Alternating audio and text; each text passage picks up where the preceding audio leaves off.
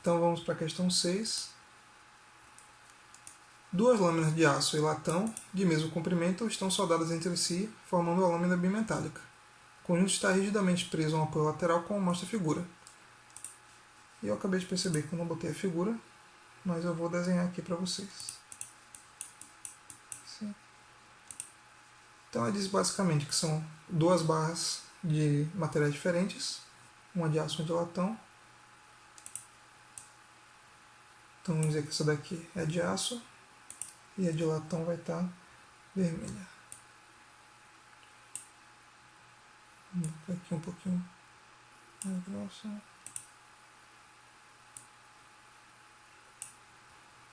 Certo, e elas têm o mesmo comprimento. Vou até apagar aqui para ficar com o mesmo. Aqui, meu comprimento aqui. E estão presos a um suporte. Vou colocar aqui o suporte rapidinho.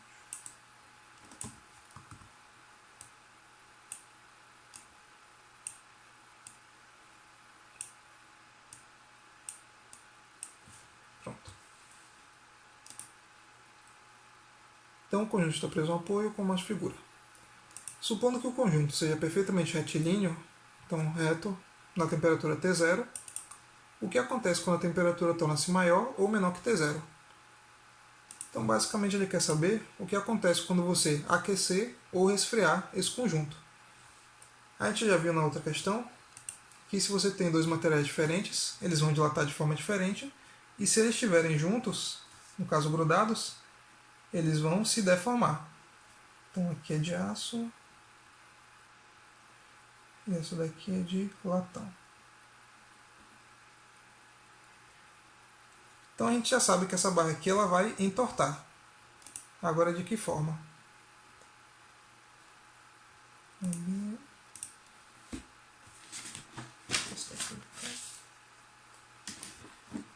Aí também disse os coeficientes de dilatação, que eu não coloquei aqui.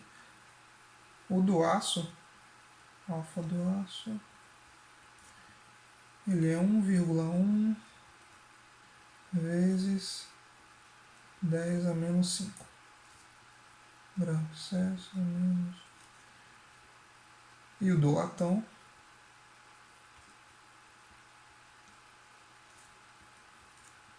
ele é maior, é 1,9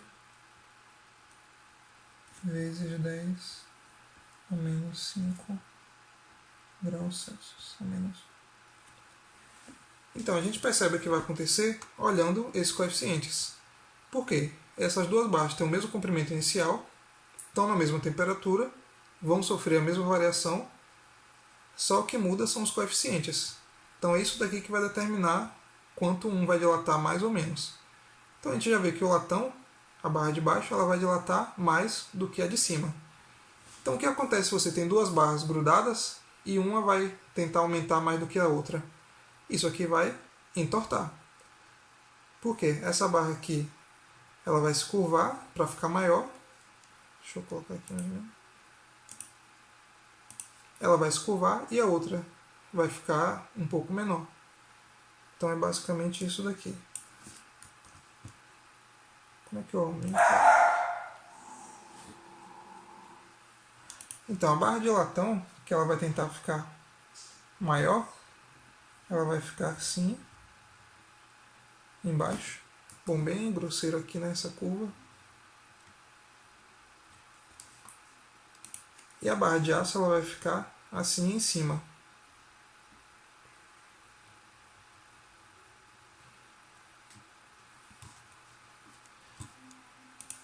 Porque se assim, se está curvado desse jeito, a barra de baixo ela consegue ficar maior. Você pode imaginar uma pista de corrida. Sempre numa pista de corrida circular, a pista mais de fora ela vai ter um comprimento maior do que a de dentro, porque o círculo de fora vai ser maior. Então é a única forma de manter as duas juntas e elas dilatarem de forma diferente. Então isso daqui vai ser com a temperatura maior do que T0. Eita. Isso aqui na temperatura T final maior que T0, se aquecer. E se for uma temperatura menor do que T0? Vai ser basicamente o contrário disso. As duas vão contrair e a de baixo, a barra de dilatão, vai contrair mais do que a barra de cima. Então eu vou só copiar aqui, ver se eu posso inverter.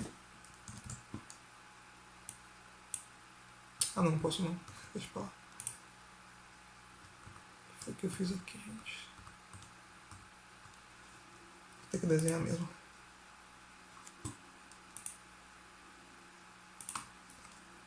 Então, numa temperatura menor, a barra de latão de baixo vai contrair mais. Então, ela vai ficar num comprimento menor. Consequentemente, a barra de cima vai ficar num comprimento maior. Então, vai ser basicamente o contrário. Ela vai entortar para o outro lado.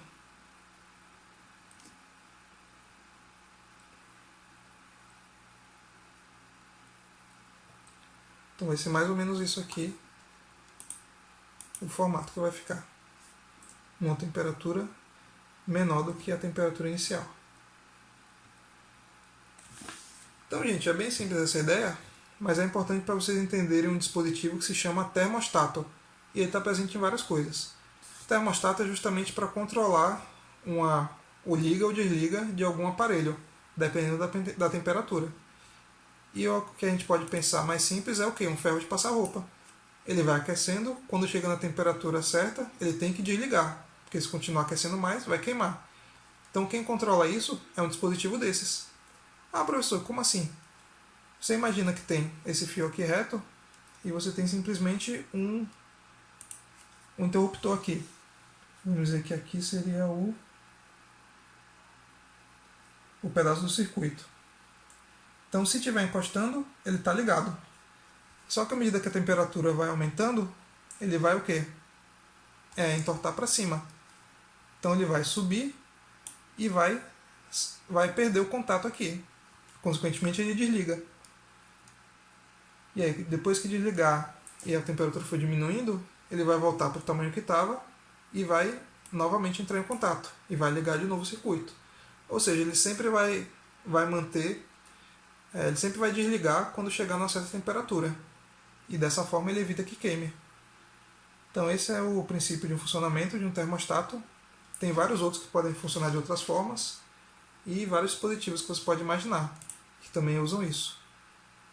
Por exemplo, algum dispositivo que controle a temperatura, um computador talvez, que tenha um controle de temperatura, que desligue quando fica muito quente. Mas a ideia é sempre essa.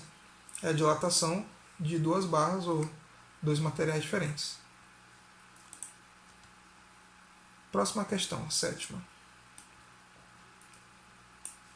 É uma questão teórica também e pergunta: quando a gasolina é mais cara, no verão ou no inverno? Justificando do ponto de vista termodinâmico, né? Então, pensando do ponto de vista da dilatação, a gasolina ela vai ser um líquido, né?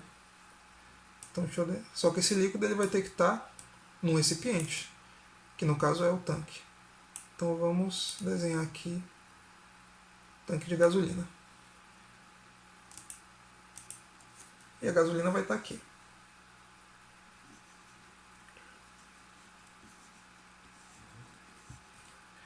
O que acontece? Você paga a gasolina pela quantidade que enche o tanque, ou seja, o volume maior ou menor. Só que o carro ele vai funcionar não pelo volume, mas pela quantidade de gasolina, pela massa. Então, se você tem, por exemplo, vamos dizer, esse volume aqui de gasolina. Isso aqui é o volume para o carro, sei lá, andar 10 km. Então, 10 km. Porém, se tiver num dia quente, essa quantidade aqui ela vai ser a mesma, mas ela vai ocupar um volume maior. Exagerando bastante aqui, né? Ela vai dilatar. Então, é a mesma quantidade de gasolina, só que vai ocupar um espaço maior. Os mesmos 10 km. E como ela ocupa um espaço maior, volume maior. você vai gastar mais para comprar essa gasolina. Então, por isso, no verão, quando estiver mais quente, a gasolina, ela vai ocupar um espaço maior e você vai acabar pagando mais para usar a mesma quantidade de gasolina. Ela vai encher o tanque antes do que encheria no frio e você vai pagar aquele valor para rodar mais, você vai precisar pagar mais. Então é basicamente essa a ideia. Se for no frio, vamos desenhar aqui, né, uma situação mais fria, essa mesma quantidade de gasolina ela ocupa um espaço menorzinho. Então você vai pagar menos para rodar esses 10 km. Ou seja, na prática, do ponto de vista termodinâmico, a gasolina é mais cara no verão e mais barata no inverno. Professor, dá uma diferença enorme? A gente teria que calcular alguns valores para ver se realmente faz muita diferença. Mas, falando estritamente, ela é mais cara no verão, mesmo que seja só um pouquinho. E questão 8, que vai ser a última aqui da nossa lista. Uma questão de dilatação superficial. Uma chapa de aço retangular tem 1 metro de largura por 2 metros de comprimento, na temperatura de 10 graus Celsius. Então vamos desenhar primeiro essa chapa. Ixi, tem que apagar aqui. Então a chapa com retangular, né? E ela tem 1 metro de largura, que no caso aqui vai ser a altura, né? E ela vai ter 2 metros de comprimento. Então essa quantidade aqui ela vai ser o dobro de comprimento. Não vou colocar exato, né, porque não dá para medir, mas é basicamente isso. Eu podia fazer um retângulo automaticamente, né, mas tudo bem. Então essa aqui é a nossa chapa. Vou colocar as dimensões, né? 1 metro aqui de comprimento, de largura e 2 metros de comprimento. Aqui é a mesma coisa e aqui em cima também.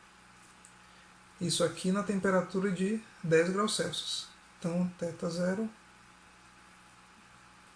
10 graus Celsius. Aí a letra A pergunta, quais as dimensões dessa chapa a 40 graus Celsius? Então vai aumentar a temperatura e ele quer saber as dimensões da chapa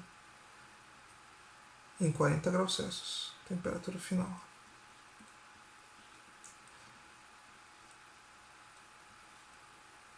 Ora, se ele quer saber as dimensões, ele quer saber largura e comprimento, essas dimensões aqui são lineares. É um comprimento e aqui é outro comprimento. Então aqui nessa parte eu não preciso usar dilatação de área. Eu posso usar dilatação linear mesmo. Só que aí eu vou ter que calcular para as duas. Só que é claro, aqui já tem um macete. Eu não preciso fazer o cálculo duas vezes. Se eu sei que o comprimento aqui é 1 metro e aqui é 2, que é o dobro, a dilatação também vai ser o dobro. Já que é do mesmo material e tal, mesma variação de temperatura. Então só preciso calcular quanto vai aumentar aqui esse comprimento e multiplicar por 2 para saber quanto vai aumentar esse. E aí, só que aí cuidado, né? Ele não quer saber só a variação de comprimento. Ele quer saber as dimensões em 40 graus Celsius. Então eu tenho que calcular a variação e depois somar com a quantidade inicial. Então vamos colocar aqui, só para ficar claro. O comprimento dele era de 1 metro. Deixa eu copiar aqui. Não vou copiar aqui. Tá bom. Vou desenhar então no olhômetro. Se tinha 1 metro aqui, ele vai dilatar um pedacinho que a gente não sabe ainda o valor. Vamos exagerar bastante aqui, né? Dizer que essa daqui foi a dilatação.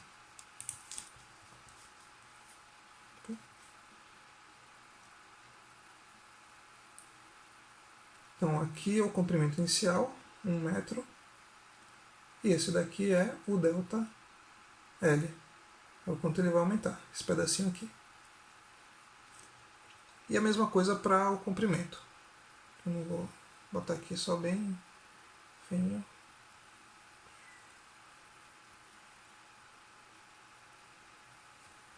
O comprimento também vai ter aumentado um pouco aqui.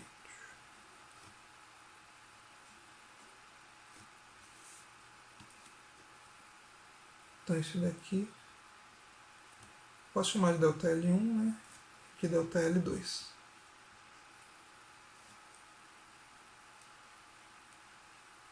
Tá. E aqui eram os 2 metros. Então vamos lá, né? Delta L, comprimento inicial vezes o alfa, que nesse caso aqui, ela é de aço, né? É de aço, o alfa do aço é 1,08 vezes 10 a menos 5. Então, alfa do aço vezes a variação de temperatura.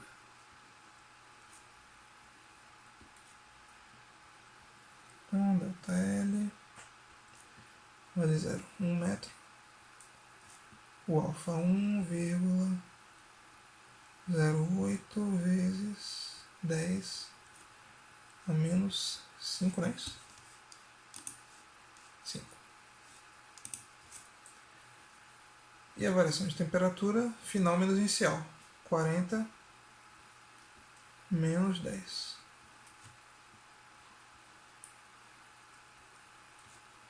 Aqui facilitou o comprimento inicial, que é 1, então não faz diferença.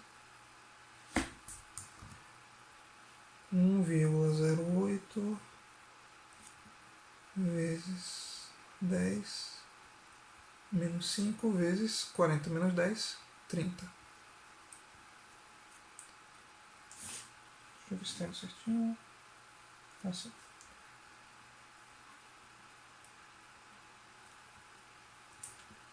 Então isso daqui, 30 vezes 1,08 daria 30, daria 32,4 vezes 10 a menos 5 metros. Vamos acabar por aqui.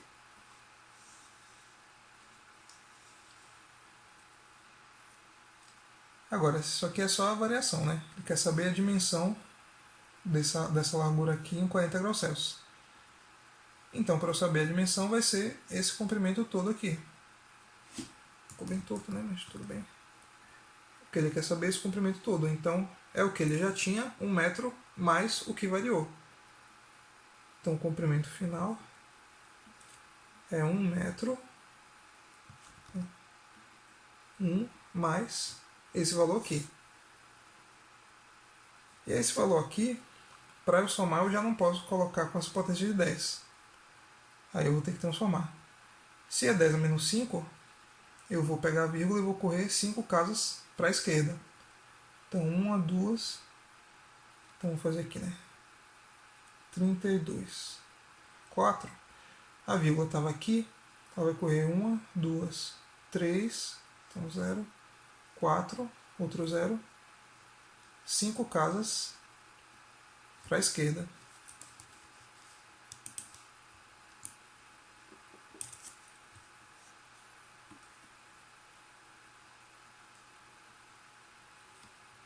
Então, 1, 2, 3, 4, 5 casas para cá, 0,000324.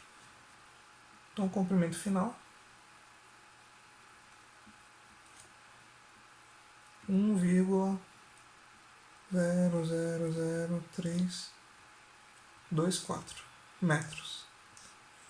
Ou seja, novamente a variação é bem pequena. Certo? Dilatação é uma coisa bem sutil. Então, o mesmo processo é para eu calcular o comprimento final. Como eu disse, se o coeficiente de dilatação é o mesmo, e o comprimento inicial era o dobro, então ΔL vai ser o dobro. Aqui ΔL1, né?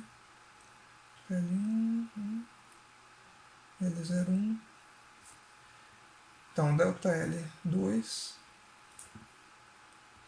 igual a 2 vezes ΔL1.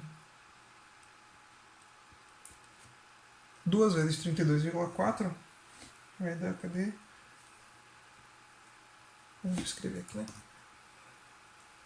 2 vezes 32,4 vezes 10 a menos 5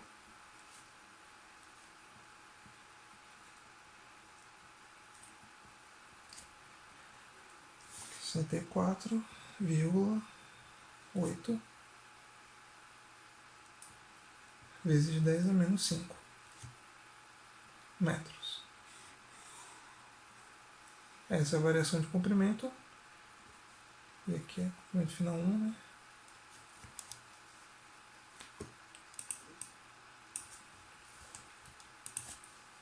Então o comprimento final 2. Comprimento final 2 é o que? 2 metros mais esse valor aqui. E aí vamos fazer a mesma transformação. 10 a menos 5, então 648. Repete aqui. A vírgula estava aqui, vai dar 1, 2, 3, 4, 5 casas. Então 1 0, 2 zeros, 3 zeros. 0,000648. Então 2,000648 metros. E é isso, gente, a letra A. Essas são as dimensões do retângulo em 40 graus Celsius. Aumentou bastante pouco, aumentou bem pouco, mas é esse valor aí. Ah, professor, para que a gente fica calculando essas variações se é tão pequena? Bom, se você está tratando de alguma coisa com alta precisão, tipo construir um aparelho que é pequeno, essas dilatações podem fazer diferença. E se for um aparelho grande também. Por exemplo, as ferrovias. Tem aquela parte de metal, se ela dilatar, mesmo que seja alguns centímetros, e não estiver bem construída, ela pode entortar toda.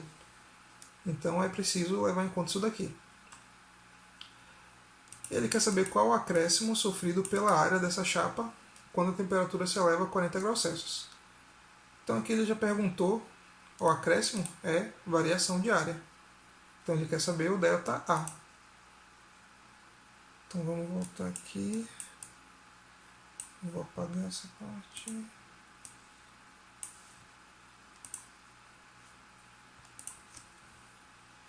Então ele quer saber ΔA. E a forma de variação de área a gente viu, né? É bem parecida com a de comprimento. É o que? A área inicial vezes coeficiente de dilatação de área, que é o beta, vezes a variação de temperatura. Pois bem, o que é que a gente tem aqui? Delta eu quero descobrir. A área inicial, como era um retângulo, eu apaguei aqui, não foi? Bom, a área inicial de um retângulo, ou a área de um retângulo, é a base vezes a altura. No caso aqui, 1 metro vezes 2. Então a área inicial é bem simples de calcular. Vou botar aqui do lado. Né? A área inicial é igual a 1 metro vezes 2 metros. Que é igual a 2 metros quadrados. Certo? Quando a área já vai ser ao quadrado. Então aqui 2. Aí o coeficiente. O coeficiente de dilatação superficial, ele sempre é 2 vezes o linear. Então beta é 2 vezes alfa. E o alfa foi dado na questão. Então botar aqui 2 vezes. E o coeficiente era qual mesmo? Era 1,08 vezes 10 a menos 5. E a variação de temperatura é a mesma situação, que é 30. Bom, eu posso fazer essa conta. Mas reparem vocês que essa conta daqui já tem um pedaço dessa aqui, da de baixo. Tanto da de baixo quanto da de cima. Vamos olhar aqui a de cima. Reparem nesse pedaço aqui. Selecionar. Reparem nesse pedaço. Opa. 1,08 vezes 10 a menos 5 vezes 30. Isso daqui não está lá em cima? 1,08 vezes 10 a menos 5 vezes 30. Então não preciso fazer de novo essa conta. Eu já sei quanto vai dar. Que é exatamente 32,4 vezes 10 a menos 5. Então a gente pode só repetir aqui. Eita. Então o que é que mudou? Se esse pedaço aqui eu já sei que dá 32,4 vezes 10 a menos 5. E o resto aqui é 4. 2 vezes 2, 4. Então, ΔA, 4 vezes isso daqui. 32,4 ele dá 129,6. Então, vezes 10 a menos 5.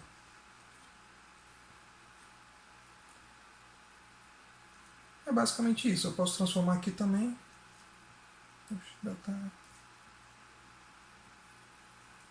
Só deixar mais bonitinho. ΔA igual 129,6 eu quero transformar em 1,29, 1,296.